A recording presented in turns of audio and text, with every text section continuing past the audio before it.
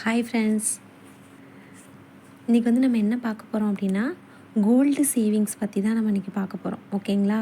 Gold வந்து rate ஏறிட்டே இருக்குது. ஆனால் இப்போ ஒரு 1 வீக்காக வந்து ரேட் கொஞ்சம் கம்மியாகிட்டு இருக்குது. இருந்தாலும் நம்ம கோல்டு வந்து எப்படியெல்லாம் சேவ் பண்ணலாம் அப்படிங்கிறத பற்றி தான் நம்ம பார்க்க போகிறோம்.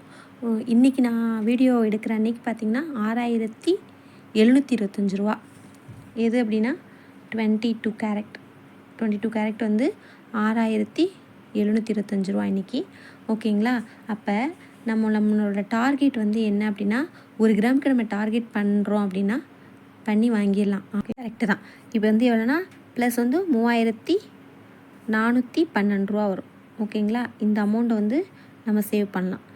சேவ் பண்ணுறதுக்கான ஐடியா தான் கொடுத்துருக்கேன். ஒரு நாளைக்கு வந்து 112 ரூபா இல்லைனா 150 கூட வச்சுக்கலாம். ஒரு நாளைக்கு 150 ரூபா. ஒரு நாளைக்கு 150 ரூபா நம்ம வந்து சேவ் பண்ணணும். ஓகேங்களா? 150 ரூபா சேவ் பண்ணோம் அப்படின்னா நம்ம வந்து அரை கிராம்ஸ் வந்து நம்ம வந்து கோல்டு காயின் வாங்கலாம்.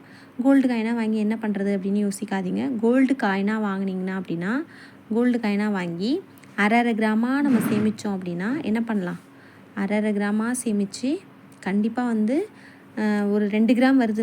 அரை கிராமாக சேர்த்து நம்ம ஒரு 2 கிராம் சேர்த்துட்டோம் அப்படின்னா நம்ம வந்து கொடுத்துட்டு ஒரு மோதிரமோ ஒரு இயரிங்ஸோ எது வேணாலும் நம்ம கண்டிப்பாக எடுத்துக்க முடியும். சிறு சேமிப்பு தான் பெரும் வெள்ளமாக இருக்கும்.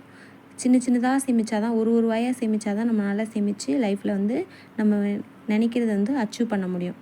இது வந்து உங்களுக்கு பிடிச்சிருக்கும். இந்த தகவல் பிடிச்சிருக்குன்னு நான் முழுமையாக நம்புகிறேன்.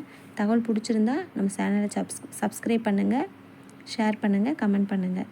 உங்களுக்கு ஏதாவது தகவல் தெரியணும் அப்படின்னா அதை பற்றியும் சொல்லுங்கள், நான் போடுறேன். தேங்க்யூ.